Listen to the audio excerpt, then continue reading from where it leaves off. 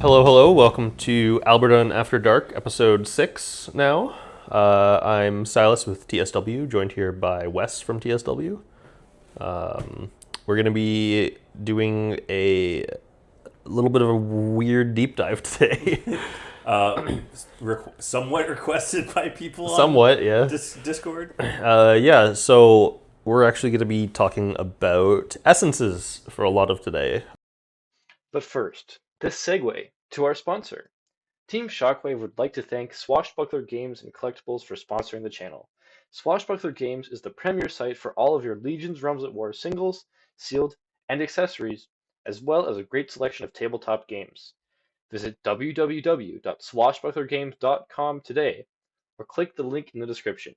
And remember to use code TSW10 for 10% off of any singles. That's right, TSW10 for 10% off of any singles. Thank you, Swashbuckler Games. Now, there are a lot of Essence cards and a handful that interact with them, and most of them don't see play. No, and then the other topic we're going to be talking about are familiars, since both, like, the general topic we're talking about is cards that trigger pretty much just after turn 3, whether or not they're viable in play. So kind of starting off with our first essence, we have the Essence of Castigation. This is the Michael Essence.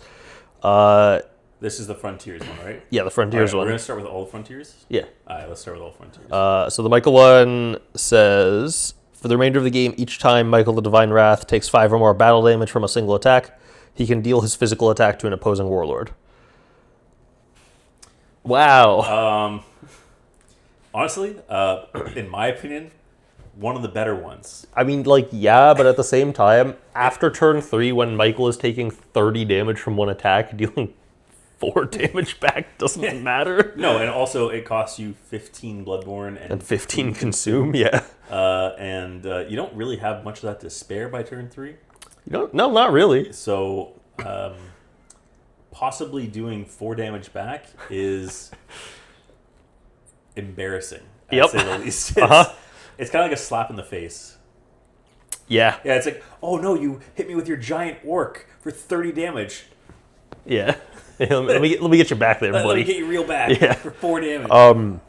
There's a reason these cards don't see play. And as much as we're trying to make them better in a sense, unless you do a weird build around, these cards will just likely never ever see play. Yeah.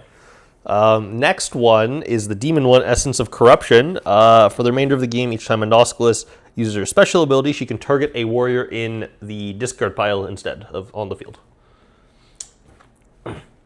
It's okay in exactly one specific scenario. What is the scenario? Okay, so you're playing Abigor. Okay. Your opponent doesn't have any warriors on the field, and you really want to activate Abigor's special ability. Oh, okay. So you need to steal something. Yeah. Get Alburdunn online. But like at the same time, if your opponent has no warriors on the field, you're probably winning anyway. Yeah, probably, but yeah, I'd say it's just how much is it? Is it 15 Bloodborne? They're all 15 Bloodborne, 15 Consume. Okay, well, yeah, it's not great. I definitely wouldn't. I wouldn't suggest anyone teching it in no. Ever. But if you're playing Vendetta, it can't be negated. Ah, yes. Don't do that either. Yeah, this was just bad. Like, yeah. I don't think there's any redeeming this card ever. Next is Essence of Demise for Mortis. Each time Mortis uses his special, you can deal 1 damage to target player's warlord for each warrior destroyed by his special ability. All right, fun fact. The most damage you can do is 10. You pay 15, deal 10. Now, some people might say that that's not that bad because you have things like, what is it, Altar that is pay 15, deal 10? Like the Orc Altar? The Orc Fortified? Blood Magic Blade. Yeah. That's pay 10, deal 15. Oh, well. Yeah, this is bad. This also requires them to have 5 things on field. Now, Mortis getting 5 things on field, very easy. Not a big deal. Yeah. So it's a bare minimum pay 15, deal 5. I'd also like to point out that like the one saving grace that could have had this card if it was deal damage to each player's warlord in a multiplayer format when you're blowing up 20 warriors. Yes, that. But it doesn't. It says deal it to one person. I'm sure that'll get fixed, right? It'll get reprinted Nope. at some point. I hope not. Probably not. Could you imagine if in like 10 years from now, like these cards are just like super incredibly rare and sought after? I can only hope. I hope we can get to a point in the metagame where this becomes a viable situation where people are looking for frontier essences. Because right now I've seen one person use any of them, and he immediately took it out at the end of the game. Who was it? It was me. Oh. I was like, oh look, I opened a box of frontiers. I got this really cool card. I'm gonna put it in. Rocks. Pay 15, die. Yep. Because yeah, I paid 15 life to myself, and then I think I got hit with a snapshot and died. Was it against Thomas? No, this would have been against. I think it was Pat at the time. Was he on his like orc burn bullshit? No, this was a long time ago. This was when I first started. Oh, okay. So I think it was just like one of the basic sunrises. Oh, okay. Yeah. Interesting. It turns out paying 15 life for no reason isn't good. Yeah. Learn from me, folks. Don't do it. Titan is next. For the remainder of the game, each time Prometheus destroys a warrior by battle, give him +1 physical attack. Let me tell you something. If you're trying to kill someone with Prometheus, you've done something very wrong. Yep. And like, sure, using Prometheus's magical attack to like wipe a board or like even 3 warriors is pretty good.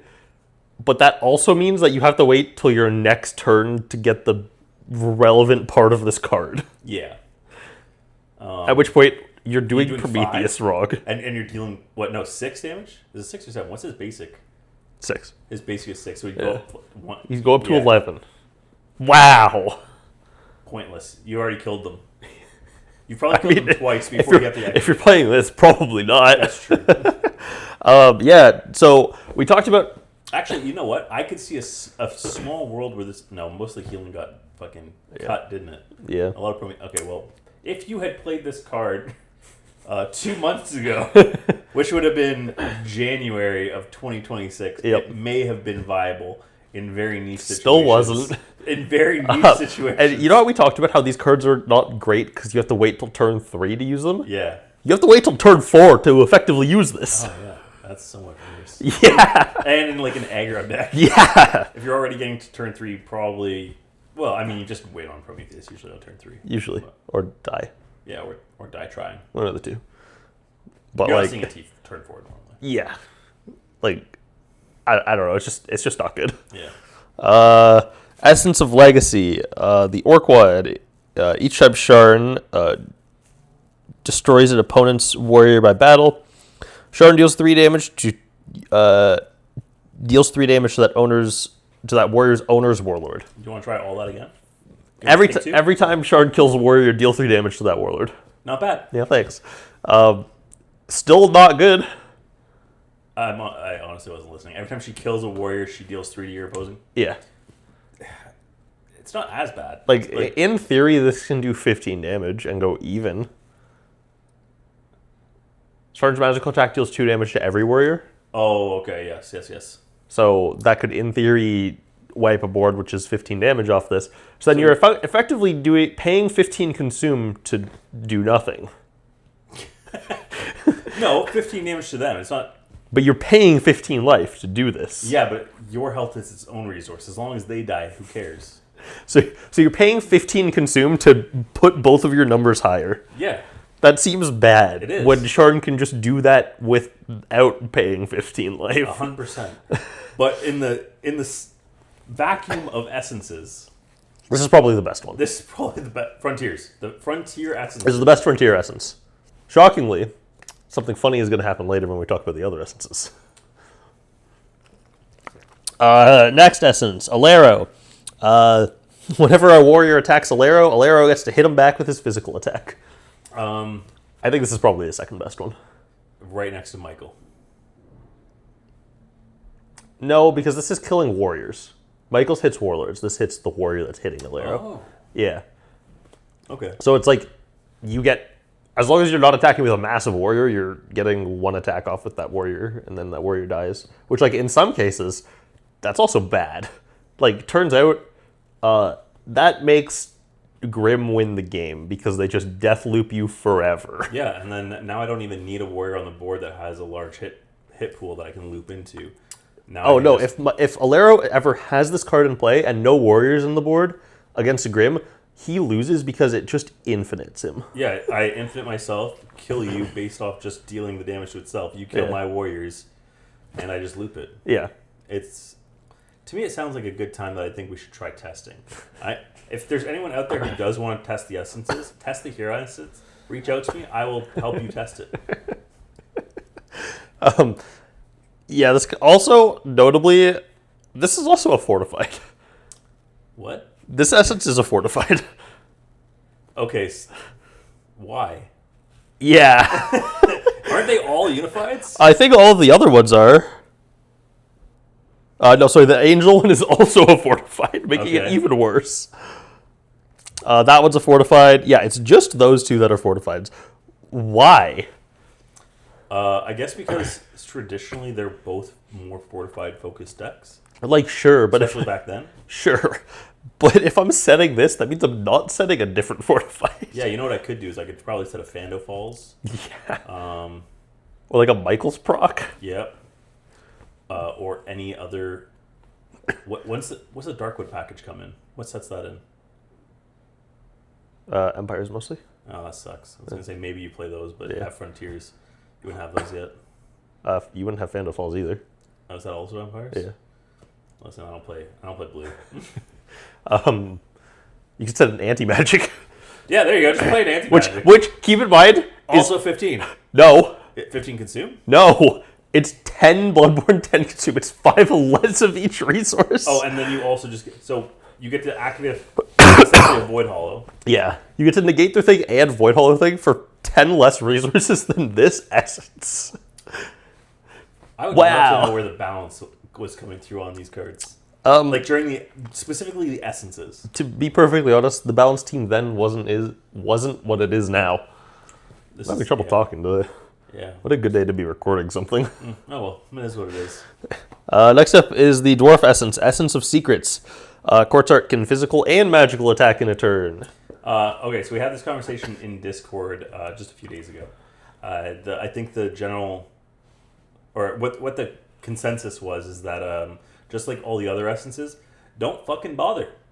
Yeah. It's a bad card. So, don't do it. For this card to, like, on Quartz Art, unless you're, like, specifically need to kill a thing or need 4 more damage to kill somebody, you're always magical attacking. Yeah. Especially in the Frozen list, that's more prevalent than anything else for Quartz Art right now, I would say.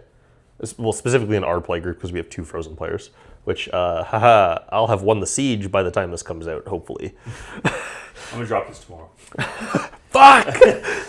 We're going to drop episode 5 tomorrow and then 6 also tomorrow? Yeah. So, in order for this card to be value, you have to be physical attacking 4 turns in a row, which means this card, to get its value back, has to go to turn fucking 7. Yes. And even then, you're still down 15 consume. Which I think you want in most of those decks. Yeah, like Frost. You're playing Blastforge. Blastforge, I don't know as much, but Gru is just a really fucking good warrior. And in Frost, especially, you have a lot of cards that rely on consume that are all very good. Also, Friezaline is another really good Swift warrior. Which, when you're doing the loop there, it's going to require you a lot. Yeah, exactly. And even just, like, I'm on Frost, I probably activate my Guardian Genhilder probably 9 out of 10 games. And he's 20 consume, right? Because he's a Creed Guardian. Yeah. So that's a lot of consume. Yeah, so just don't bother playing this card. There's just better cards. And if you're 4 damage down on killing somebody, fucking kill them next turn. It wasn't like, worth the card slot. No. It's not worth the Bloodborne. No. It's not worth 15 consume. No. Honestly, if this card was just 15 Bloodborne, I would probably play it in Frost. Because that Bloodborne matters very little in Frost. I heal so much. But that 15 consume fucking hurts. So obnoxious. so hoping I'm going to flip over the top 5 cards of my deck. And if they're, what is it? If they're frozen? No, if they're dwarf, unifies, or fortifies. Oh, fun fact. How many fucking warriors does Frozen run? Like 6? I 7? play exactly 13 not dwarf, unified, or fortified cards. I'm almost always hitting at least 4. Yeah, I think on average I see 4, so you heal 12. Yeah. Yeah, it's frustrating. Plus, with Frozen Hyperborean Hills, every time a Frozen Warrior enters the battlefield, I heal 2. And then you have your loop, so And then if I have 2 Frozen Hyperborean Hills out, heal 4. it gets a little stupid. Yeah, Because I can control 2 of those. for whatever reason. Yup. And also, Algadus, when he enters from hand, mills 3 and heals 9. And also my devotion says all my Bloodborne is 2 less. It's a little nutty. Turns actually. out, this deck, like, I pay, like, 140 health every game in my fucking 70 DC Warlord. We are going very off the rails here. Yeah. We will come back to this another time. Yes. Frozen ceilings out of control. Yes. The last Frontier's essence is Essence of Storm. Shalara. Each time Shalara destroys an opponent's warrior by battle, heal for 5. I'm sorry, each time Shalara destroys an opposing warrior by battle, heal for 5. Now, what's her magic attack? Isn't it just destroy one card on the field? It's deal 2 damage, destroy a card on the field. Okay, so in theory, you could hit 2 warriors. It might be destroy, unified, or fortified. Okay. So best case scenario, you heal 5 with a magical attack. Yeah. Best case scenario, you heal 5 with her physical attack. Uh-huh. So it takes 3 turns to get Your initial investment Yeah. back. Uh-huh. in a deck that normally wins fairly quickly. Uh-huh. However, I do think this is the second best essence. Why is that? There's a card called Valley of the Ancestral Firestar. Okay. And what does Valley of the... Okay, I don't think I've heard of this card. It's a renown from Empires. It's not good. I don't think it's ever seen play, but I thought about playing it just to be a fucking memer. Okay. Static. You do not have to pay the Bloodborne or consume costs to activate your Mythical Beast Essence cards. Okay. So, like, at least sure, it's it makes it free. free. It's Which, free. like, you know what? Cool, I'm healing like 5. But it also says, if your warlord has already attacked using its magical attack, you can pay Bloodborne 5. And then if you do, you can magical attack again. Okay, you could, in theory, chain it together then. Yeah. Because it'll if you kill something, you will just heal back an additional 5. So yeah, it just goes net 0 again, and you just have to wipe their board. Exactly. And then the other thing is, once per turn, you can search your deck for 1 essence card you control, send it to your discard pile, and draw 2 cards. Yeah. Which, because you can only have 1 essence equipped if you just have the essence equipped, and then you can dump the other ones for card draw. Like I was saying, it's funny. I don't think it's very good. Shalara's just you could just play the better version of Shalara and not play these mediocre cards in your deck to do like one gimmicky thing and heal 5 maybe. Okay, sorry about that quick break there. We were talking about Valley of the Ancestral Firestar and how it's funny. The other essence card that was like second block, I guess. I like to call them Wave 1 and Wave 2. Well, the second block is called Blood and Snow. Never knew that. Yeah. Like the second wave of essences? No, the second block. Like, our game is, like, card games are divided into blocks, right? Yes, so yes. Guardian's Creed, Masquerade of the Macabre, and Wintertide are Blood and Snow, is what we call it. I guess it was just Masquerade and Wintertide, but whatever. Mitigan Magic Soldier. Oh my god. Okay. If I remember correctly, he was a campaign promo at one point. No. He was a promo for something. The Siege series, top 2. Okay, so if you were a top 2 player in the sieges, you got to get a very useless Exalted. That's not entirely true. Not only because of the fact that at the time, if I remember correctly, the only essences that worked with him are the Frontier essences. Yes.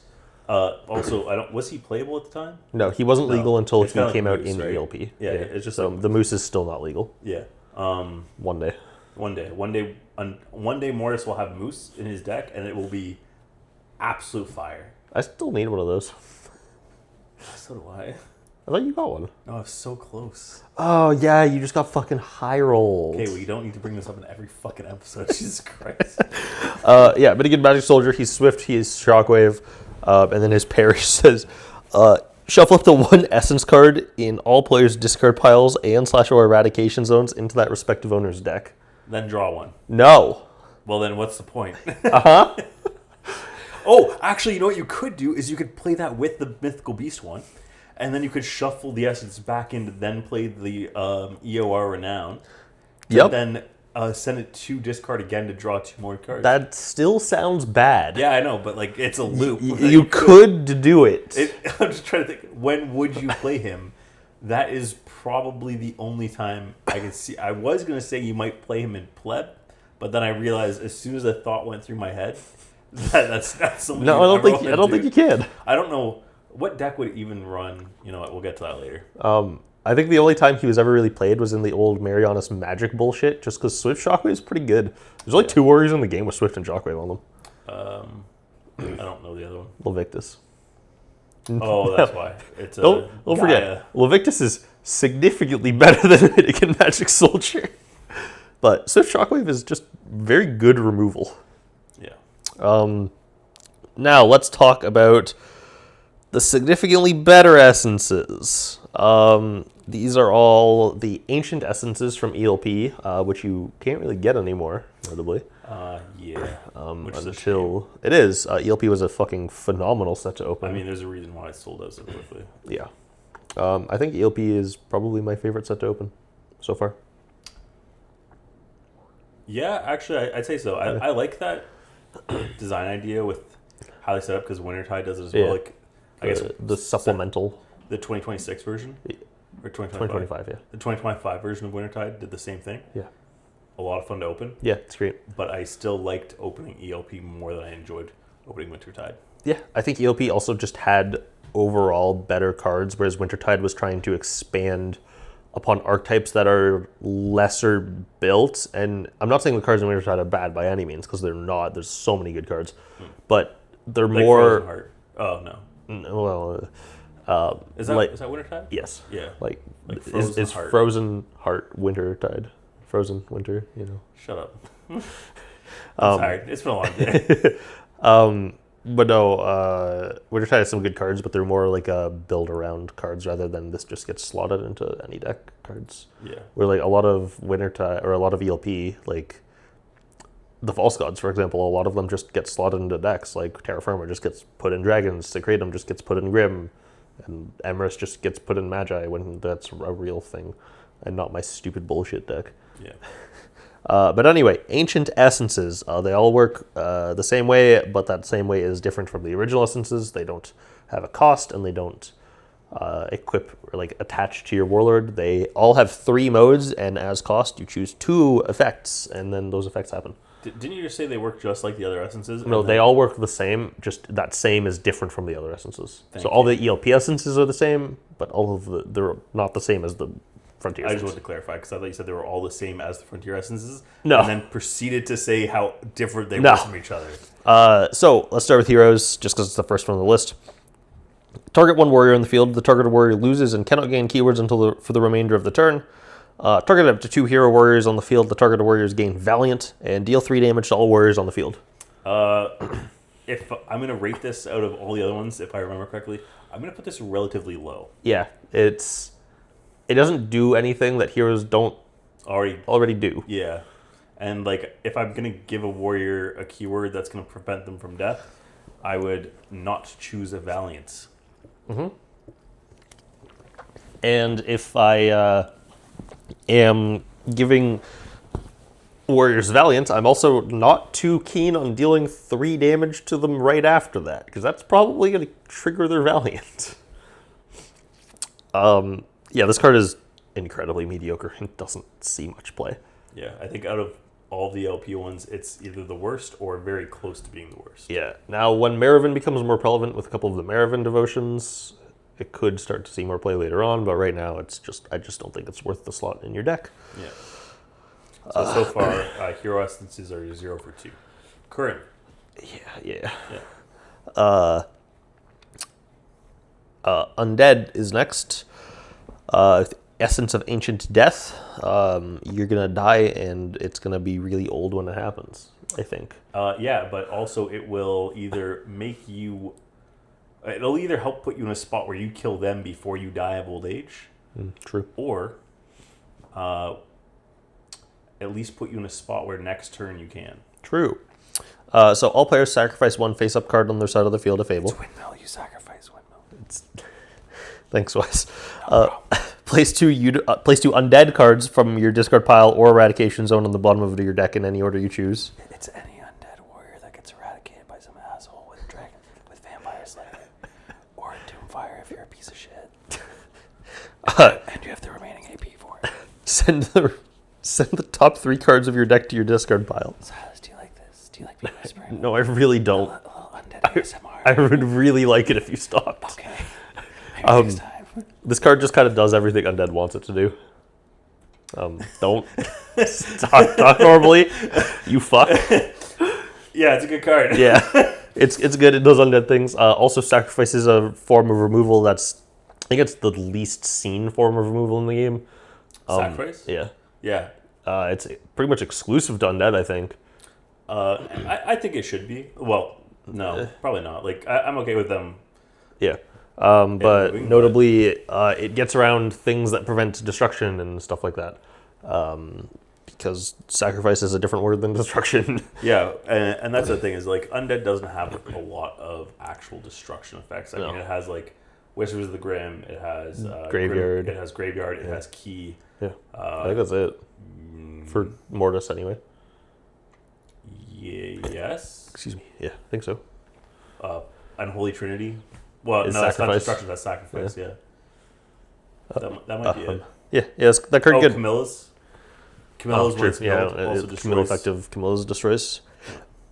Yeah, card good. Moving on, Mythical Beast. Essence of Ancient Enchantment. Okay. All tokens you manifest this turn gain recover 1. Very mediocre. Yeah, wow, that's a whole not a lot of life.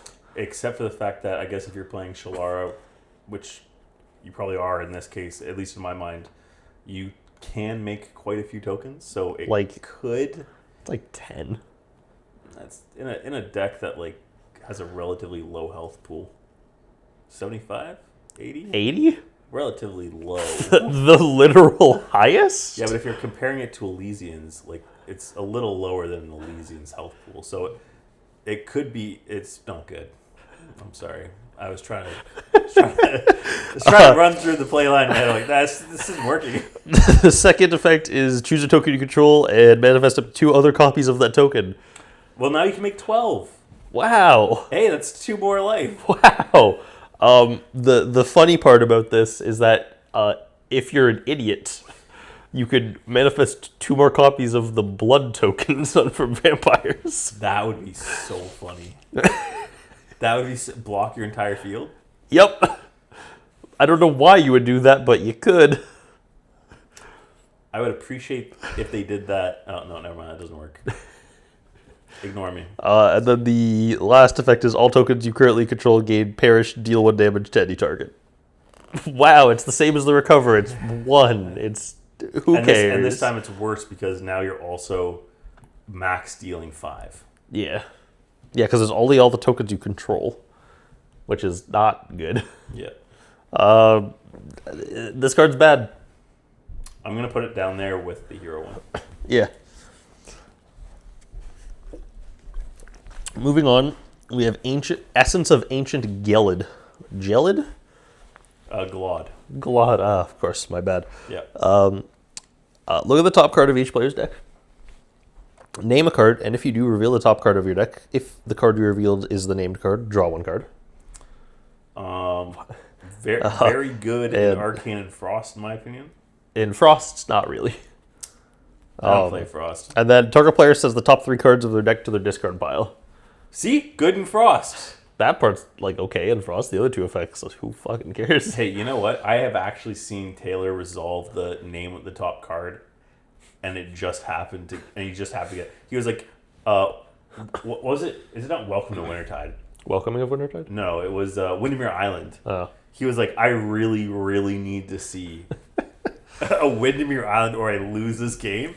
Plays the Essence, names the Windermere Island, flips it, it's Windermere Island. He's like, he's losing his mind. Like, what the fuck? Yeah, anyways, he got Windermere Island and won the game. It's good at arcade. It's meh in Frost. Frost is a pretty tight list. There's a lot of really good Frost cards. This, unfortunately, is not one of them. But in Arcane, when that is more of a thing, because that's not really a thing yet, it's going to be real good. Moving on. Essence of Ancient Liberation. Eradicate 1 Titan card from your discard pile face up. For the remainder of your turn, Titan Warriors you can script or revive gain Pummel, and revive 1 Titan Warrior from your Erad. Alright, so for the rest of the turn, they get Pummel? Yeah. Is this what Jasper plays in his Pummel deck? In his Pummel list? It is in his list. It's not like the main thing that gives them Pummel. The Devotion also just does that. Notably, I played this in Gaia because this says revive Jasmine and kill Jasmine. So draw 3? 2. Oh, is it draw 1 on enter and draw and wisdom? Is it wisdom? Jasmine? Yeah. Jasmine just has Perish, draw 2 cards. That's so stupid. Why the fuck Yeah. does she exist? Yeah, well, I'm only allowed to play 2 of her now, so. Ooh. Yeah. How's that Prince looking? I've always played him with 2. Oh, well, fuck. Maybe that's why I came up 3rd and I fucking lost to Jackson. Probably. Yeah. Well, maybe it's because you got high rolled. I did get high roll. Yeah, get fucked. Yeah, well, it's a sad life. This card's like, okay, it's funny in like meme builds of Titans. It's like a one of in other decks, maybe. It's okay. It's like middle of the pack. It's above the other 2 that we put down, which was the Hero one and the Mythical Beast one. Yeah, for sure. Moving on, Angels. Essence of Ancient Purity. You have to be pure to play this card. There goes most of our players. No Angel player can play this card, I'm afraid. Bestow 1 Holy Counter on all face-up Angel, Unified, and Fortified cards you control. Remove 4 Holy Counters from your side of the field. Revive 1 Angel Warrior from your discard pile to your side of the field. Target 1 face-up Angel with Holy Counter, Angel card with Holy Counters, and then if you do, move the Holy Counters from that card to another card. I like the revive because Angels don't have a lot of revives. It's okay. The one kind of downside to it is that when you play this card, you have to be able to, on the play of the card, fulfill the entire card. So if you don't have 4 Holy Counters on board before this card happens, you can't pick that mode because you can't resolve the card before, like when you play it. Mm-hmm. So you have to have somewhat of a board presence already, but like 4 Holy Counters isn't hard to get unless you're like really, really far behind. Like, for example, when I bounce your Empyrean Empire back to your hand. When did you do that? I don't play Angels. No, just for all the Angel players out there. I just, okay. I thought you were talking to me. Oh, no. You don't play Angels. No, I'm like, I put all your Grim Warriors back in your hand, though. Yeah. That's why you play Grim Soul Transfer, and specifically those matchups. Okay, so all I'm hearing is that I play 3 Shattered, and then every Shielding Arcane Aurora names Grim Soul Transfer. Don't do that. I don't even have a Unified Negate. Like, what do I do? Hopefully I draw the Dismantle or the Sealer Fate, and I'll let you know right now. I didn't. Do you like that? I didn't, Silas. Stop. But anyway, this Angel Essence is pretty good. Way better than the other one. What do you mean? Dealing 4? I take 15, but I deal 4 back. It's good. Funny, both Angel Essences have the number 4. Actually, no, the other one doesn't actually have the number 4 on it. It just has his physical attack back. Oh, that's a shame. I was hoping that maybe we could sneak in another one later in the future. Yeah. Get Taylor to add the number 4 into the next one. Yeah, as you know, the holy number is 4 and not 7. I thought it was 42. Moving on. Pretty sure it's 42. Pretty sure you're a dumbass. I'm pretty sure in Hitchhiker's Guide to the Galaxy, they said it's 42. They did say that, and I'm pretty sure you need to go see a therapist. I do. Moving on, Essence of Ancient Rancor, the real orc good. one. Spoilers, also the best one. Yeah. Orcs stay winning unless you're Pat. I'm pretty convinced that whoever was behind the general design of orcs I wonder who that could be.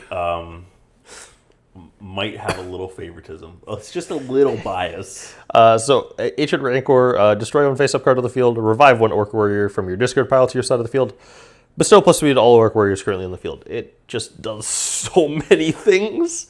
And in the right order. Yeah. Because you have to resolve the card from top down. Yeah. So this card also one of the few orc cards that doesn't have a restriction on it. So if you get rid of Gluronk somehow, this card says no. Gluronk's back. Which, as it turns out, is really fucking annoying. And what does Gluronk say? As long as this warrior's on the field, you can't remove any Orcbane warriors by card effects. If your Guardian is Viseria, you can't remove any Allegiant Sharn warriors by card effects also. Is that the ELP? Yes. Yeah. It is Sharn's second disciple of 5. Currently, there are 3 that exist. Yeah, she has. Can you name the 2 that don't exist? Couldn't tell you. Wouldn't even know where to start. Okay. Can you name the 3 that do exist? You just told me one. Okay, what is it? Couldn't tell you. What about the other 2? Zelfatork. Oh, okay, that's one. Yep, that's it. That's as much as I know. What about the one from Mom? Didn't know there was one. The only Orc Exalted... No, there's 2 Orc Exalteds, I guess. The Orc Exalted that isn't Doomhelm in Mom. She has a Blight, and she also has a... What the fuck is that card called? It's the draw 3 pitch 2. Oh, you know what the issue is? What? She's not purple, so I don't really pay attention to her. I have no idea who it is. Sildon. Oh, yes, that's right. Yeah, you dumb bitch. Yeah, I'll take that. I'll wear that loud and proud. And then the other 2 for reference are Olumfa, who is referenced on a handful of cards. And Olumfa. Someone picked that name. Yep. That would be LeBron Realms himself. And then the last one, only referenced on one card that has been banned for the past 4 years. Gorza. On what? Gorza's Fury. It is the Orc Veil Pierce card. Huh. That is the only card Gorza is mentioned on. Interesting. At least Gorza has a cool name. It's true. They all do except for Olumfa. Yep. Yeah. That sounds like... Sounds like a... sickness. Yeah, I was going to say, it sounds like an STD. I mean, maybe that's her whole shtick. Maybe when she enters field, she just spreads a curse along the... all adjacent warriors just die. She puts a 3-turn counter on all adjacent warriors, which ticks down to a countdown phase. When you remove the final counter, the warrior gets eradicated. Yeah, eradicated. No, just you have to rip them up. They're gone. Removed from the game completely. You cannot bring them back. Removed from your collection completely. Yep. Enough orc memeing aside, Essence of Ancient Rancor is the best essence that exists. Yep. It's real good. There's a reason it gets played. It's the only essence that gets played as a 2 of in all variations of that legion. Oh, interesting. I didn't know that. Duxvox plays it too. What about Pleb? Do they play 2 copies in Pleb? Pleb's not real. Okay. Also, don't do that. It would be illegal. Yeah, also illegal, but also don't like. There's a very strong case to be made that your 1 renown in orc decks is this. Is essence, yeah. Yeah. Because like it's not Viseria because you don't get the benefit of the disciples. The other in Sharn specifically, it's like this or Odyssey. And like. Hopefully, when more Outer Rim cards come, like maybe you play. Yeah. Oh yeah. I mean, you definitely could. Anyway, onto the last essence. Essence of Ancient Torment. Revive 1 warrior from your opponent's discard pile to the field. It becomes a demon. Gain control of 2 warriors on your opponent's side of the field. They become demons. Choose up to 3 demon warriors you control that were originally in opponent's warriors. Fuck me. Eradicate all copies from that player's hand, deck, and discard pile face up. I think you should just try that whole last. Yeah, okay. Choose up to 3 demon warriors you control that were originally an opponent's warriors. Eradicate all copies from that player's hand, deck, and discard. I think, like, it's okay. It's very mediocre. Like, it's kind of the same issue that the other Essence had, where everything that card does... Anoscus just has better options. Does it, yeah. And also, like, it's really funny because if there's, like, whatever, we go back in time and write different words on the essences and just change how they work to say you get all 3 modes, this is probably the best one. Because it's always hitting 3 things. But it's just not that. Yeah, and I think... If card have a different word, card do different thing. And card better. Yeah. I also think, like, the third effect is definitely the most interesting and has the most... can have the most impact if you're playing correctly. Like, I think if you're... It can. Yeah, it's such a hard thing to pull off, though. Yeah. And also, like, that still means they have access to 1 copy because you have it now. Yeah. And sometimes having 1 copy is... well, a lot of times just having 1 copy available is all that matters. True, yeah. Especially in decks that can loop warriors, like, the difference for you between 1 prince and 2 prince isn't really that much. Yeah, it changes some play lines, like, but it's not that It doesn't break your deck, though, right? No. Like, if this eradicated the warrior off the field, too... Then I'd be fucked. Yeah. Yeah. Unfortunately, it doesn't do that. Thank God it doesn't do that. I think it would see heavy play. Yeah, probably. Yeah, if you just took it, eradicated the warrior on field, and then all copies everywhere. Yeah. I think Black Magic would take it. Oh, yeah. I think Black Magic would play it in a heartbeat. Probably. Black Magic never plays this card now, though. No, that's fucking pointless. It gets errated and does nothing. Yeah. Yeah, so that's all of the essences. Some good, some bad. 1 really good. Many very bad. Yeah, I think we said, what were our top 3 for the second, or what was it, the Blood and Snow? Blood and Snow. That was Orc was the best. Yep. I think we put Undead second and Angel third. Yeah. Yeah, so. And then, like, Dwarf is, like, okay. And then the rest of them are just not very good. Yeah. There are a couple of cards, however, that make essences better, in a sense. First one out of Wintertide is Clarabella the Essence Sprite. She herself has fucking nothing to do with Essence. But she is an Essence card by name for Valley of the Ancestral Firestar. If you're doing this weird bullshit, you can. I don't think you should. It's also kind of annoying to revive sprites once they're in your discard. Yeah. So, because, like, when Clarabelle enters the field, she can sack up to 2 sprites that are next to her. Yeah, and then draw a card for each card you sack. Yeah. So, it's kind of like a... it's kind of weird because of the fact that, like, yes, you can use... What was it? Ancestral? Valley of the Ancestral Firestar, yeah. Yeah. To bin her to draw 2 cards. Yeah, either way, like, you get a card out of your deck and you draw. Like, sending her is easier. Yeah. And then, essentially, like, if you have a way of having other sprites on the field and then maybe you want to gifted sprites her out. Yeah. So my issue with that being good is that, 1, in Shalara, it's just, like, super mediocre. Why am I doing this rather than just playing regular Shalara, right? And in Marisod, like, this card is too fucking good to just bin. It says draw 2 cards, get 2 relevant parishes, and also find the best card in your deck. What part says get the best card in your deck? Well, parish says find Ride the Rainbow Wind. I'm not joking. What does Ride the Rainbow Wind do? It says it's consume 10, I think. 5 or 10. Search your deck for 3 sprite cards. Add them to your hand. You can then conscript a sprite from your hand. It's so good. Yeah, I've actually been playing Marisol quite a bit lately. When I have time, I'd like to rework the list. And I was talking with, I think it was Thomas about it, actually. And I said that I wanted to lean heavier into the sprite package. And then I wanted to try Ride the Rainbow Wind. I remember reading it a while ago. Yeah, I have a list for you, actually. But one of the really cool things you can do with this, if you see Ride the Rainbow Wind in your opening hand even, you can then just conscript a not Millennium sprite. Like, you get a Poxodon off Nyx, right? And then your game action is, your first thing is Ride the Rainbow Wind, find Millennium Clarabella, conscript the Millennium put out the Clarabelle with the Charisma, sack your Epoxydon and Millennium, make 3 eggs, get the relevant Epoxydon things, put those 2 sprites back in your hand now. And also search for... Bind the Dragon Soul. And also draw 2 cards.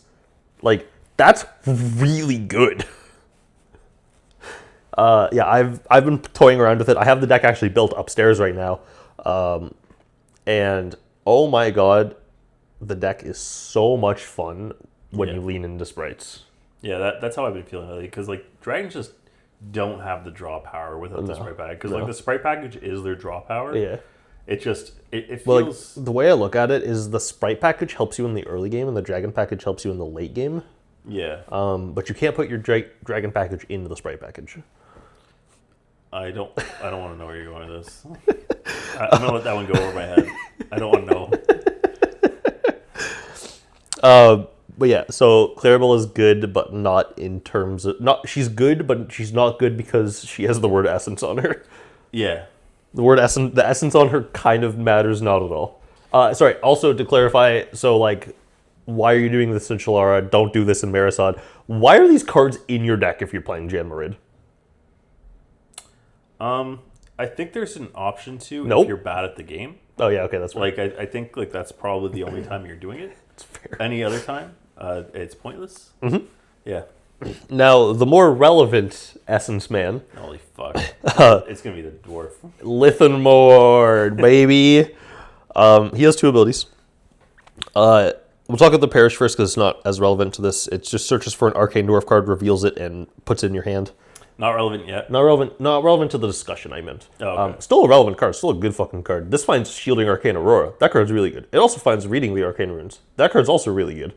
It finds like very relevant cards that are really good, but has nothing to do with essences. However, on play, you could search your deck for an essence card and add the search card to your hand. But why? Yep. My question would be, first of all, out of the 2 essences that dwarves have, which one would you be taking if you had the option? The ancient one. Yeah, pussy. Coward. Am I wrong? I mean, obviously not, but like, it would be funny if you went and got the Frontiers one. It would be funny. Well, first of all, it's in your deck. Already a mistake there. What's the dwarf? What does the dwarf one do again? His Quarter could use his physical and magical attack. No, the ancient one. Oh, look at the top card of each player's deck, name a card, reveal the top card of your deck Yes. if it was the And correct then thing, mill add it to hand, and then mill 3. Yeah. Target player mills 3, which is actually relevant in some cases, especially into Angels. I sideboard that card into Angels sometimes, and I just go... Or to Jan Marid. No. Yeah, they hate getting milled. No. Not at all. I love getting milled.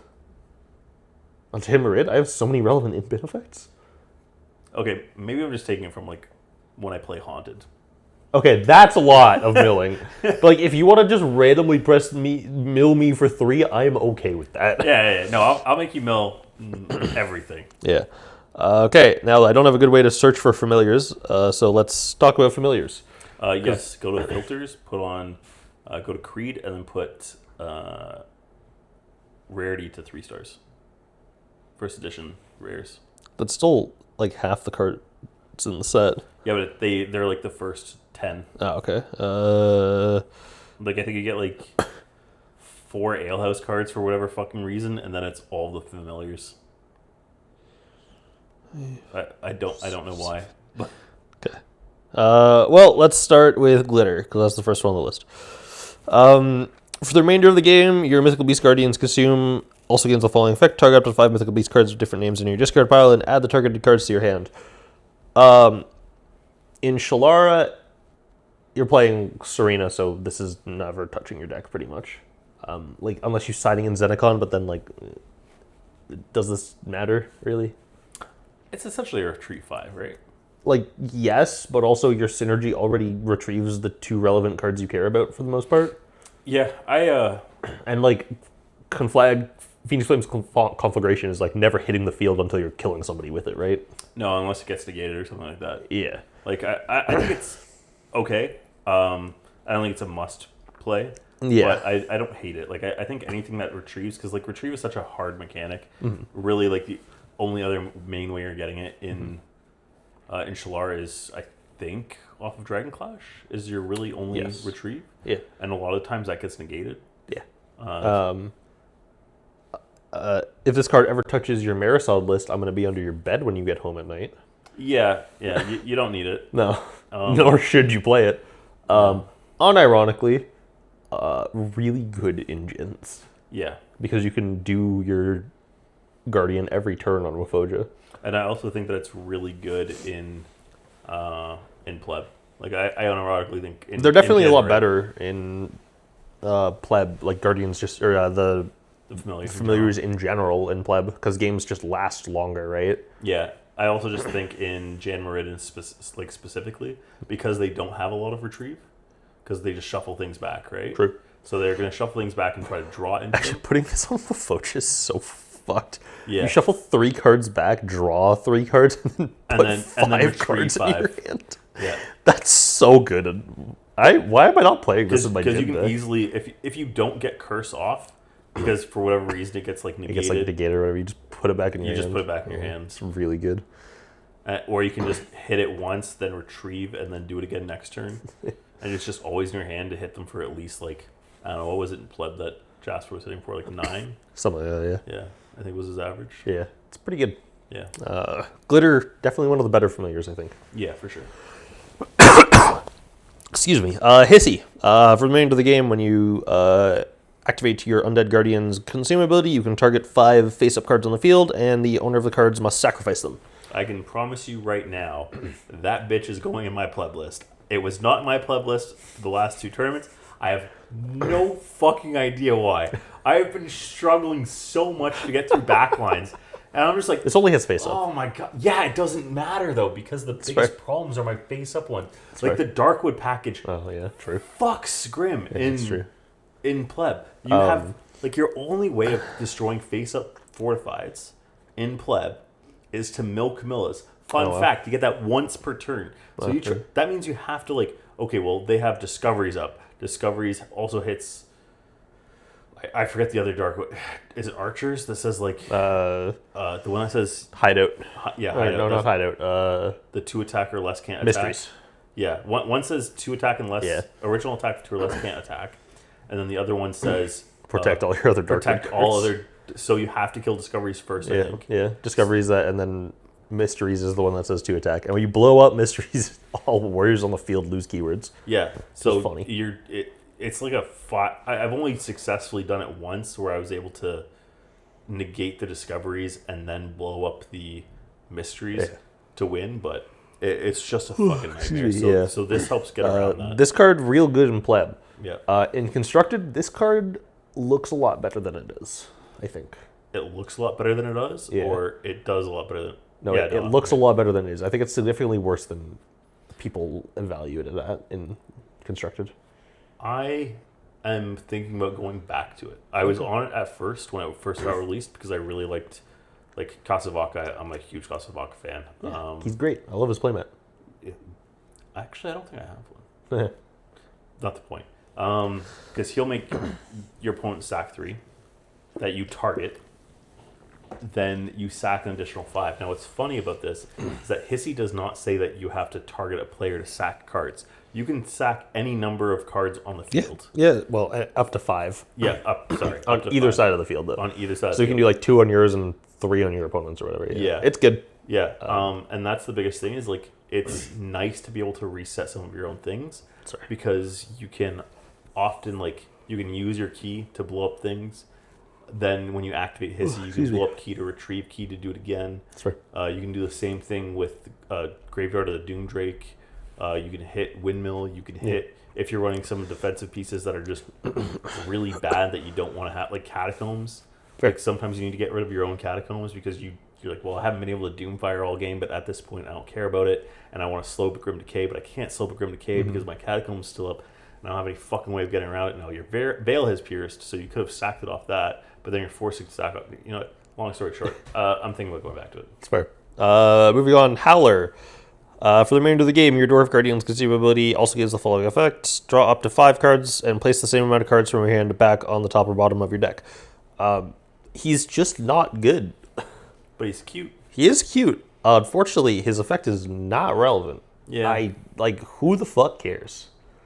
This is never touching Alehouse. Frozen doesn't need this. Blastforge, you're dead before turn 3. Yeah, you've either killed them or you've died. Yeah. And Frozen doesn't give a shit. Yep. So whatever's after that, I guess. Whatever deck hasn't Arcane maybe? Yeah. Because then you can stack. Actually, he's gonna be really good at Arcane because you stack 5 cards on top of your deck to reveal. Okay, hold on. All right. So you play this with Arcane, not a real deck yet. Yeah. Wait until then. So just hold on to those. Yeah, hold on to them. Stocks will go up. Yeah. Notably about these cards as well, we compared them to the Frontiers Essences before because they are very similar. Because they're only available to activate turn 3, and they also attach to a thing on your left side and can't be removed after that and stuff. So they're very similar. Big difference. Frontiers are 15 and 15. These are 5 and 5. So even a lot of these are doing just more powerful effects than what the Frontiers ones did. Yeah. And B, they're fucking a third of the cost. And they're cute. You get to look at them all game. Yep. And they look fluffy. I do think they're harder to trigger because they do require you to use Slightly. You have. That's why they have better effects. Consume and stuff. Yeah. Okay, Percy. For the remainder of the game, blah blah blah. Target up to 5 Titan cards in your eradication zone and add the targeted cards to hand. Good. Just I don't know if it's necessary. So this is functionally the same card as Glitter. Yep. The big difference is that Titans have a lot of recursion already. Yeah. Myth Beasts don't, which is why Glitter is just better than this card. Yeah. And I've played this card before. I've resolved a Percy before. Did you know that? No, I haven't. Yeah, fucking nobody does. It was at RTR. Oh. Maybe that's why you came in second. Fuck you. Hey, you know what? You threw me under the bus earlier. Fuck you. Second's Win an RTR. Maybe someone will second's care. better than third. That's true. Actually, is it because it's one of the most talked about moments? Yeah. I don't think there's ever a third place moment that's been talked about more than that. It's fair. I mean, yeah. Yeah. Yeah. Who won that Tournament? Yeah, where I came third. Oh, some loser. Who cares? Matt. I genuinely had no idea. Sorry, Matt. Love you, Matt. Yeah, no, that's fair. It's definitely one of the greatest moments all time of our game. Of our game. Yeah. It was a great moment. But yeah, Percy's he's mediocre. I think I'm melting in with the couch. The longer we go on, I'm just starting to. Yeah, kind of. Couch does that. It's comfy though. It is. Yeah. Not for sleeping on. I can imagine. Next up, Purdy, the best little boy. Love him. Demon Guardian, blah, blah, blah. Target up to 5 cards in an opposing player's discard pile and eradicate the targeted cards face up. No, stop it. Also, who cares? No, I don't want anything to get. I mean, you're never gonna resolve it, or not resolve it. You just. I don't think I've ever seen. I think this is probably the worst familiar. I don't think there's any reason for any demon player to really play it because so other cards that just do just black magic synergy. In black, but also in black magic, if your opponent has cards in their discard pile, you're doing something wrong. Yeah. In Anosculus, you're playing the black magic synergy, so that already does what this wants to do. So who cares? Yeah. In Mount Bane, you're aggro. Why are you doing this? You're an aggro deck, so you don't really care. Yeah. So. If Mount Bane goes to turn 3 and resolves a Purdy, I think you just lose on the spot. I think you've already lost. I think you are forced to concede, actually. I think it's in the rules. Oh, is it? I think Fascinating. so, yeah. Guys, resolve Purdy, go turn 3, play lava. Yeah. As I love Purdy, he has an adorable design. He's my second favorite art-wise of the familiars. My favorite's Percy.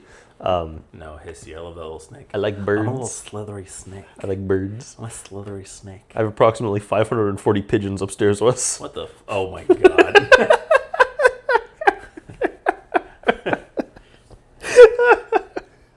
Little pigeon meeples. Yeah. Next up, Rorimer. Target up to 5 armored cards in your discard pile and equip the targeted cards to up to 5 hero warriors on the field, ignoring conditions. This guy's fucking ridiculous. He's the best one. I want to play it so bad in Bandos. Yeah. I just want to I want to pay 9 life off champion. I specifically want to do this in play, by the way. I want to pay 9 on champion, put 3 armaments on it, and then continue to put 5 more armaments on him.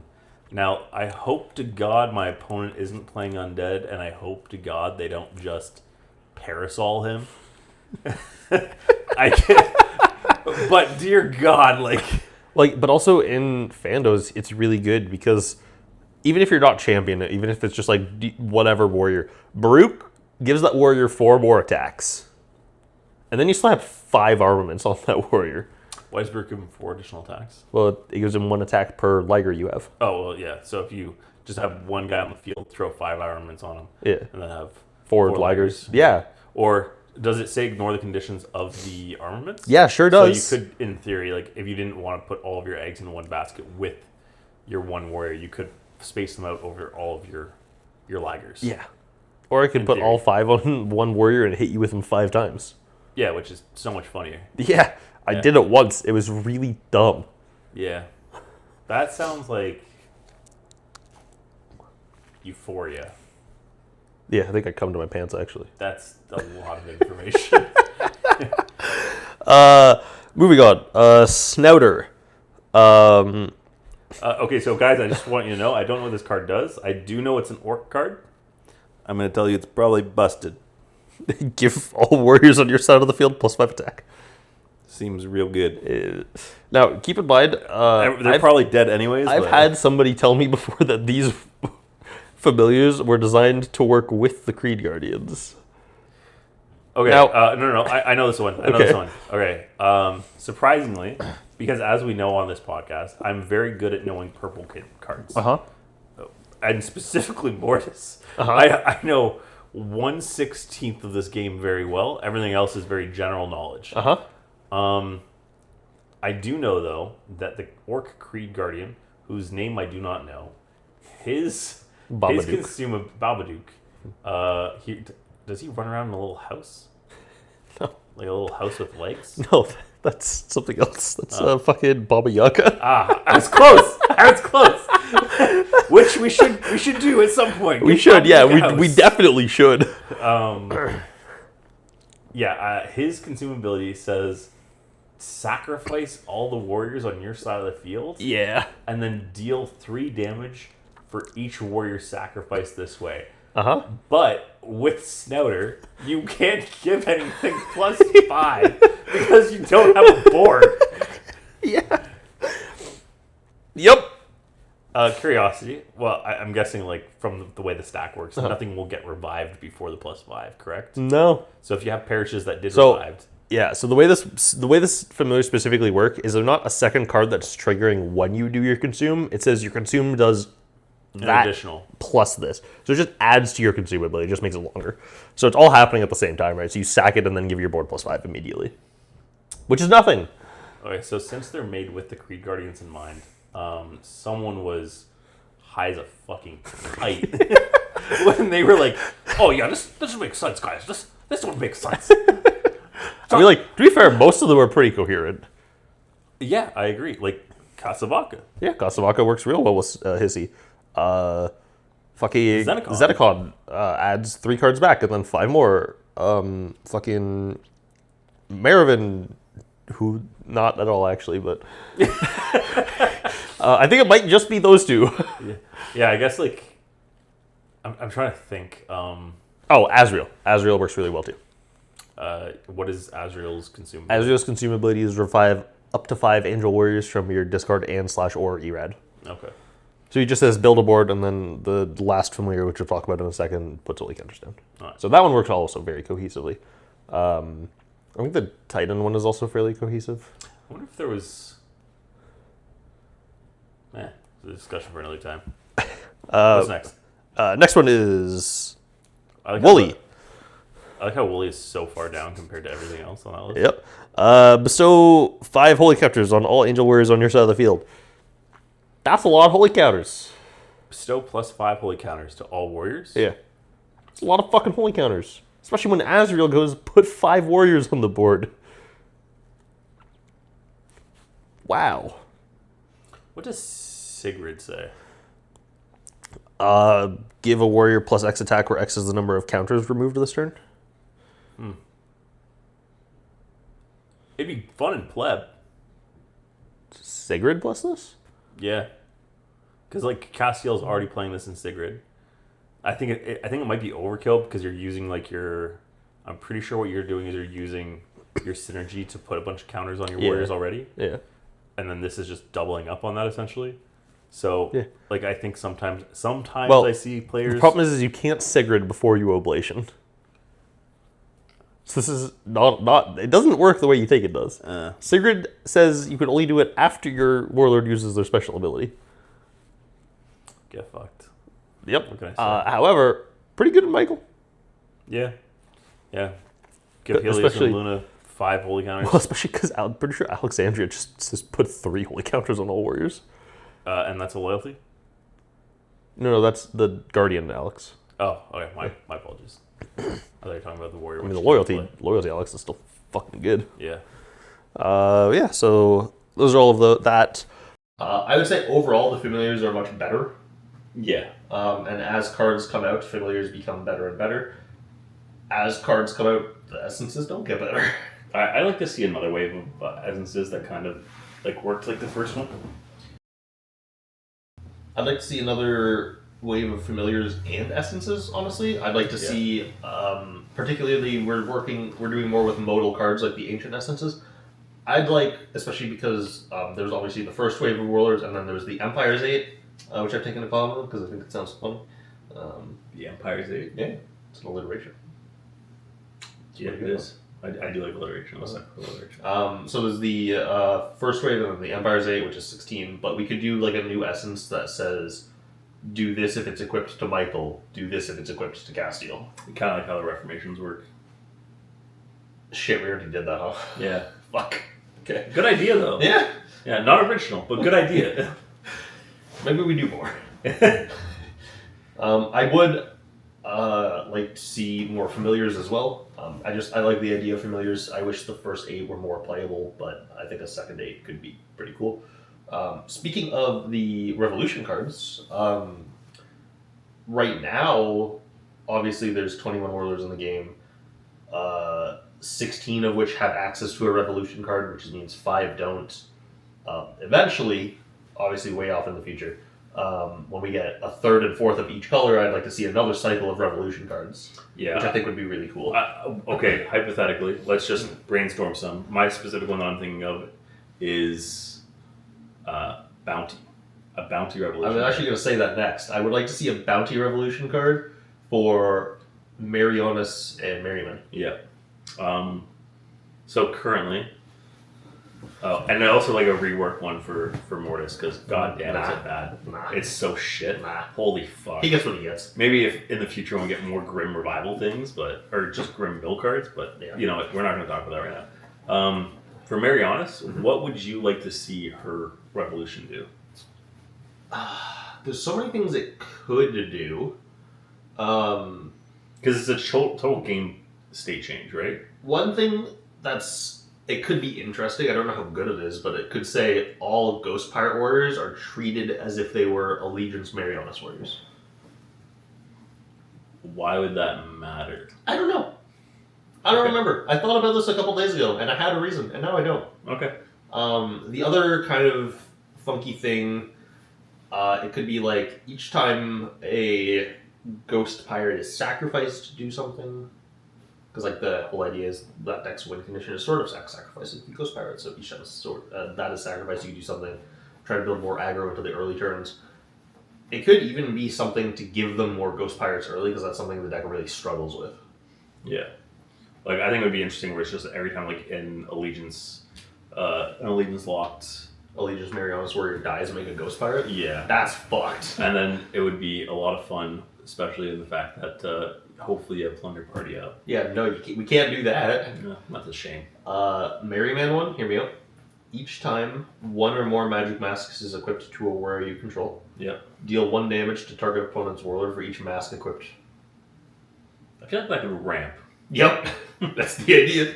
Ramp Play Malediction, take 10.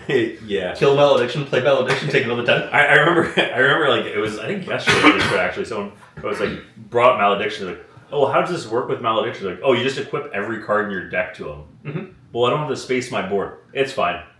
Mm-hmm. Just put X cards here. And he also ignores conditions, which is really funny. Also really stupid.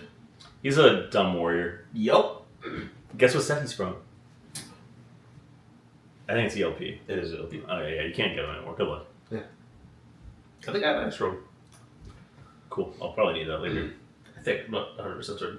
But we'll see. Alright. Potentially. Yeah, Malediction is fun. I would love to see a Revolution card for Merryman Merrymouse. What would we call it, though? It has to be an RE card. No, the only thing that comes to my mind is Revitalization, but I have the grammar of a grade 4 student, so... Oh, sorry, what did you just say? Revitalization. No. Revitalization? That's it. Like I said, grammar of a grade 4. You know what we call it? Call it Requiem.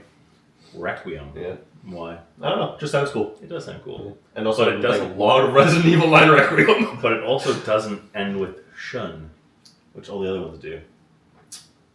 Shut up. Yeah. At least mine was accurate. It's fair. It wasn't a real word at first, but... Yeah, no. Anyway, a little bit more time. We do have a couple of questions that we can kind of go and answer. Yeah. From that. This is new to me. This is all off the cuff. I have not read any of this. Okay, so we have two questions that have been asked. If you could only pick 2 legions to play for the rest of your life, Undead. what would you pick one? I'd pick Mortis and then Malady. No, 2 legions. I said what I said, Two, sir. you have to pick a second one. Okay. And we all know why you picked fucking Mortis. You have to tell me why you picked the second one. Okay. So I'm going to pick Undead. I'm just trying shit. Yeah. Shut the fuck up. I'm just trying to think of what else, because this is the rest of my life, okay? I'm middle-aged, so I've got a bit of... That's still a long ways to go. I hope not. Okay, so... Definitely not Titans. I don't think I've ever seen you play an orange card in your fucking life. No, I have a Primordial deck actually fully built. Why? Because I thought it was pretty close to Mortis in like general playstyle, so I was... Not really. Well, it mills itself, sort of. Like, have you ever seen James deck himself out? That's because James is not very good. Okay, he was. Well, no, sorry. This is when he was new. He was like, oh my god, Pitts can send 10? I'm going to send 10. He's found his golden number. It's 6. By the way, yeah, golden number off Pitts is always 6, unless it's like an opening hand. Unless it's an opening hand. Like 9 times out of 10, you do 6. The golden number is always 10. You just don't pits every fucking time you have a pits in your hand. Always Pitts if you do 6. Yeah, it's not Titan because, like, it's a gross color. That's true. You know what? Maybe dwarves? Interesting. Like, I might go dwarves. I'm not, like, Angels is interesting. I like Castiel. I like Angels the do hard dwarf. for you.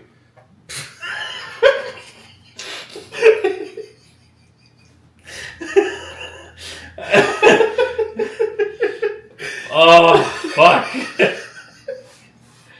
I'm so hurt. I think Castiel is fairly easy, except for remembering what ticks up. What is it, Empyrean? Yeah, anything that says Chaos Diviner, Lost Messiah. Yeah, it's just when there's so much things going on, it can often be hard to remember to take it up as things go. I think that's the hardest thing about Castiel. So Michael, I 100% agree. I think I'm too brain dead to play Michael. But then again, setting 5 fortified cards and saying no every turn is not the hardest thing either. Well, I'll play Michael Population, and then I'm going to play my Orb, and I'm going to say you can't have Parasites, and then I'm going to negate it every time. it doesn't say you can't have perishes, it says you can't revive. Oh, yeah. It might as well be the same shit against Mortis, okay? So, fuck you. Because all my parishes revive. And what else we got? Mythical Beasts? I love Marisod. Marisad's a great deck. I love Marisod. Overall, like, I've played a lot of different decks in my time. If I were to count up, like, rating all the decks I've played from 1 to 10, adding up everything in a Legion together, Mythical Beasts would be the highest. Yeah.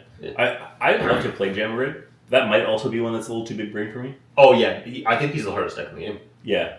I would like to give him a shot at some point. Probably in pleb, just because like it's a little bit easier. Fair. Also, sorry, significantly better than we thought he was. Yeah. Especially with the not because of him, but because Harpy Mask is fucking stupid. Yeah. All right, we'll talk about that later because her mask is broken. I think I'd probably play dwarves.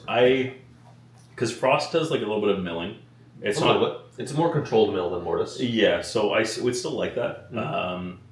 They do have a warrior leaf that I like. We should give Frost gifts from the grave. We do not need to do that. No. Well, you know what? While we're at it, let's also give them Welcome to the Grim Graveyard. Yeah. Fuck it, why not? Right? Yes. Not a banned card at all. Then we should also give them their Veil Pierce back. Yeah, while we're at it, fuck it.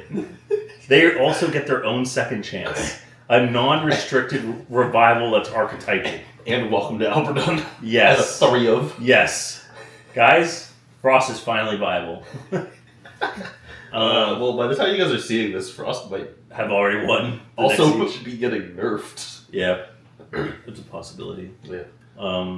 Yeah, so but I'm also a huge Blast Force fan. Fair. Yeah. The only reason why I haven't been playing it lately is because I've been testing all the new cards. Fair. So because of that, I don't have a deck to play with. Yeah. Any of those too big brain for you?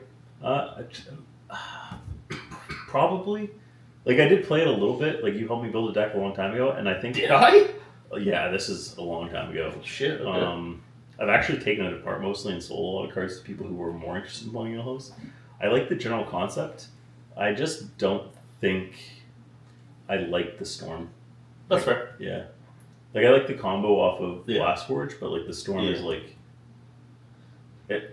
The thing I don't like about Alehouse, I'd play it casually still. I wouldn't play it in a tournament. My head would hurt too fucking much. Yeah. But also, I don't like sitting there taking a 45-minute turn. Yeah. In a 15-minute round timer. Yeah. It's sure, you're gonna die, but I'm gonna feel bad because you just sat there and watched me play with myself for 45 minutes. Oh, I'm not gonna feel bad about that part. You never do. Yeah. I'm normally in the chair. But okay, so yeah, let's see. Angels, no. Unholy looks sick, so it's a. Actually, you know what? So Angels has Unholy and Castiel, so that could be a maybe. Fair. Mythical Beasts have Jamarid and Marisol, also maybe. Then we have Dwarves. Yeah. Honestly, the only thing in Dwarves that I'm really liking is Blast Forge. So as much as I like Blast Forge, I don't think I could stick with that Legion the whole time. Sure. Heroes, I think I'm gonna fuck with Stormheld. When all of that shit comes through, because I believe that's gonna be a full archetype at some point. I don't really know. Yeah. The statue shit. A quick rundown. Obviously, naming a couple cards, Active Betrayal. Yeah. Or Betrayal from Within. Active Betrayal is a magic card. Oops. But fucking 10 years later, my brain is still fucking magic coded sometimes. Betrayal from Within is Angelica killing LRAW. But he actually lives and escapes to the stronghold of Immortal Flame, where he learns that his bloodline comes from Stormheld, which is where the first king Galleon was from, I think. And so Awaken Ancient Stormheld, the new card in Wintertide, is actually LRAW coming back to fight Angelica with his Terracotta army. That's sick. So going to be a full archetype. When LRAW comes back, he just started to, so we're gonna get some more Stormheld sprinkled in soon, hopefully. But yeah, Stormheld looks sick. I fuck with the Terracotta army stuff. The warrior statue tokens are fucking cool. Agreed. And the deck's cool. There's already a couple of wall cards that work. The make 3 walls, draw 3 cards. That card's stupid. Actually, it says make 3 warriors, draw 3 cards. Respond, make 2 more, draw 5 more cards. So it actually says make 5, draw 8. Yeah. Also, Valley of Timeless Kings is a good card. Very, very strong defensive piece. And Call Upon the Shield Wall is a fucked up card. What's Call Upon Shield Wall do? I don't remember. Is that the one where you just search for any wall card? Yes. Yeah, I think that's the one where you search for any wall card, just place it face down if it's a fortified card. I think it only searches for fortified cards. Yeah. Because I think there also were only... Because, the whole thing was, you're supposed to go get the one that, removes blockade. I think the idea was just to get the one that makes 3 and draws 3 cards. Yeah. Turns out that card's pretty good. I'm gonna pull it up real quick. When this card is first activated, you can manifest up to 5 warrior statue hero tokens. So I don't know if you need to get the... No, this card is so... I forgot how fucked up this card was. Static, all hero warriors are treated as if they have an additional armament equipped to them, which is important because Valley of Timeless King says... requires 2. If your warrior statues have 2, they can attack. Yeah. Once per turn, search your deck for a wall hero fortified Oh card. my god, you know how crazy that becomes with Mortimer? So funny. So search your deck for one wall hero fortified card and set it face down on your side of the field. If you control a Valley of Timeless Kings, you can search and set up to 2 wall hero fortified cards instead. And that's a once per turn. Seems good. Why was this card printed? Because walls are currently mid. So let's give them an absolutely crack card so when they're actually viable, Yeah. they're busted. Yeah. No, the deck book is incredibly fun. Yeah. Um, So I actually think that my second color is probably Heroes. Because Angelica's a blast. yeah. Like, I can't I'm also play her really for excited shit, but for an archetype that I can't say the name of, but it's in our testing docket that I've been kind of fucking around with. I really should know what this is. You can look at blue things. Oh, that's true, I don't. Yeah. I just, well, I'll read them, just put it in my notes. But Specifically because of 2 warriors that we're getting that aren't like necessarily good or broken or anything, they're just really fucking funny. My 2 colors, yeah, I'm sticking with blue and purple. like dwarves is one of my colors for sure. Yeah, because I think you're going to be a huge Arcane fan when it comes out. I'm already a huge Arcane fan. Yeah, and you've obviously been a Frost player for a very long time. Yeah, very long time. Also, fun fact, if you didn't know, the first like actual deck I put together outside of like bringing the starter deck, like the first Warlord I technically played was Michael out of the starter deck. Mm-hmm. The first deck I brought to a locals and plays was actually Blastforge. Really? Yeah. Someone fact check. Someone fact check that. I think it's in episode 1. Pretty sure it is. No, yeah, because the first Warlord I actually played was Michael. I couldn't. Because that was the first starter deck I bought because my girlfriend wanted to play Nautilus. Yeah, that story I remember. Yeah, That it was definitely the first deck I actually brought to locals and built myself was Courtside Blastforge. Cool. Yeah. So I've been a dwarf player for literally since I started. How many cannons did you have in that deck? None. Yeah, I can imagine. Go to my first locals and all I have access to is, I don't have my win condition because this is a campaign promo that I can't access because of my first locals. That was Cannon was a Ravage Lands card, sir. Oh, yeah. Yeah. Dumbass. Yeah. Well, even worse, actually. I forgot that the Hollow is the campaign promo. Yeah. No, it's a Wintertide promo. That was the original Wintertide promo. Really? Yep. Either way, they're both a bitch to get. Yeah, for sure. And they weren't reprinted in Legacy. Yeah. How are you supposed to get the... How were you getting the holographic cannon back in the day? Like, what did you have to do? I bought Wintertide. Oh. I was around for the first one. Yeah, for the first one side, okay. I bought, I think, like 6 of them. 6 winter time? It was good because it gave me access to a lot of cards I didn't have, but I also, that was like kind of my personal first chance to get access to Void, Hollow, and Twilight Gardens. Yeah. But also 2 incredibly relevant Exalted at the time, Archon and Beck and the Minstrel Winds were in Wintertide, plus the 17 Ravage Lands cards that were really hard to find, and also Invitation of the Masquerade was there. One of my favorite cards ever printed. To be fair, actually, back then that card was fairly solid and played a lot more. Invitation? Yeah. I think Invitation's still really good in Mortis. Yeah. Like, I don't think you need to play it in Vampires by any means. No. I actually picked it for my Vampire deck. Yeah, like, I probably will too at some point. Like, my Vampire deck needs to get slimmed down. And my second color, it's really hard to say because there's a lot of things going on, but if I had to pick one, I fucking love Mount Bane. Yeah. It's such a fun deck. I have not played it, but every time I see it, I'm like, this looks like a lot of fun. It is, yeah. But like Gaia has taken me very far, so I like that. Yeah, bullshit deck, yeah. Yeah, nobody likes that except for me. Question number 2. What's your favorite card that you haven't played, and why haven't you played it? My favorite card I haven't played. Uh-huh. I think you might have to go first. I need to think about this. Well, I also have to think about it. Interesting. James, can you just do us a favor and cut to the part where we figure this out, please? 3 hours later. What's up? Okay. I'm going to say I'm going to cop out a little bit because, like, if it's my favorite card, I'm probably finding a way to play it. I don't care. Everyone knows that some of my deck building all of my deck building is a little janky because I often am just like, no, I like this card. I don't give a fuck if you guys don't, and I just play it. It's true, you do that a lot. Like how many times AJ comes up to me to like after he reads my deck list, he's like, "Are you sure about this? Like, this is a bad idea." I'm like, it's funny. I want to do the thing. I'm gonna go with Welcome to the Grim Graveyard. It's obviously a banned card. Yeah, there was. I wonder why. It was unbanned for 1 block, which is 2 months. I think it was last year, somewhere around this time, actually. Sometime around there, yeah. And I took full advantage of it because it went from 0 copies to 1. And I got to play it for 2 months, and I think that's the only time I went on a win streak at locals. I think I had like 3 wins back to back.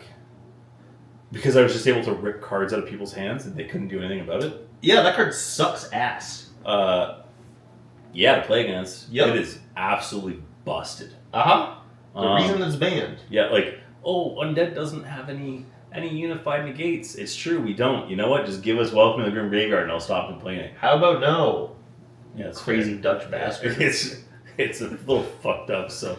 Yeah, I have played it before, but since it's always banned and will always be banned, I'm gonna pick that because it's a fun card. Not just from the winning stake, like even if it was just a once per turn, I would still play it because it's a fun card to rip 3 out of your opponent's hand. Especially when you don't have a lot of access to negates. I think just kind of slowing them down can be fun. Yeah. I actually have 2 cards. The first one is Blood Calls Blood. I never got the chance to play that. Yeah. And I would have loved to. It's a fucked up card. Hopefully it gets unbanned in Pleb. Hopefully it never gets unbanned ever. It won't get unbanned in Blood, but we can hope. No. I forget exactly what it does. I've read it a few times. But Bloodborne 20, you can strip 4 warriors from your deck, draw a card. Yeah. Like, no. Oh, and then you Snouter. Since we're on the topic of familiars. Well, no, because also what it is I'm getting 3 Gojin boxes and I'm plundering 3 times and you're getting swiped 3 times. Yeah. Yeah, get fucked. Oh, you know what that sounds like? That sounds like Welcome to the Graveyard. Except it costs me 12 more life, and I can't do it multiple times. Oh, and you don't have access to Grim Wish to heal it all back anyways yet. Yeah. Oh, well. The other card that I would love to play, and I just haven't yet, is Krampus. Yeah. I love him. He's really cool. I love his design. His art is fucking amazing. Especially, like, his playmat's great. His poster is great. I actually have one upstairs hanging in my room right now. But the way the foiling, like, makes the moon pop on his actual card is so fucking amazing. Yeah, I think it's pretty nice. And, like, I definitely could just go, like, build the deck and play it tomorrow. There's other decks I'm playing right now. And it seems at the moment that the best way to play him is with the Force Draw. Like, I know that's what Wicked is. What? That's what Wicked is. Yeah. We have enough cards that, like, the archetype... we know what the archetype wants to do. The archetype is a punishment deck. You're gonna do things that I'm gonna hurt you for it. Yeah. It's just how you like it. Alright. Tie me up, daddy. So yeah, I haven't gotten around to trying Krampus out yet, but I would love to. Unfortunately, I want to put him in my main, but it's not good. I don't think I know if I'd like getting tied up with you in that shirt, though. What's wrong with my shirt? Yeah. It's great. No, it's a great shirt. I just think I'd feel more awkward with you punishing me while wearing that shirt. Now I feel like I'm getting degraded, and I don't want that. You can take the shirt off if you want. Yeah. So yeah, those are the 2 that I would like to play. And I have one more question that Jackson of TSW asked me. He asked me, is it roast beef brown or spam pink? And my answer is go fuck yourself. You can cut that. Just cut Please that. don't cut that. Yeah, cut everything after me getting tied up. No, make sure you leave him getting tied up. Oh, fuck. What time are we at? We have like 10 more minutes if you want to talk about anything else real quick. No, I think I'm good, honestly. You want to do an outro? Thanks for hanging out and watching me slowly meld into the couch. This has been episode 6 of Alburdunn After Dark. And if you haven't checked out Swashbuckler Games, Yeah, please do. is it Swashbuckler Games? Swashbucklergames.com, yeah. Yeah. There, please make sure to use code TSW10 at checkout for all of your singles. You'll get a nice little discount off of that. Would it happen to be 10%? It would happen to be 10%. That's why the code is TSW10. And you know what? Legion of Drums at War is a Canadian company. TSW is a Canadian team. We love supporting Canadian. Swashbuckler Games is also Canadian. Support Canadian, especially in times like these. Yeah, where gas prices are almost $2 a liter. Fuck me. You don't even drive. Shut the fuck Yes, up. I do. All the time. Have a good night.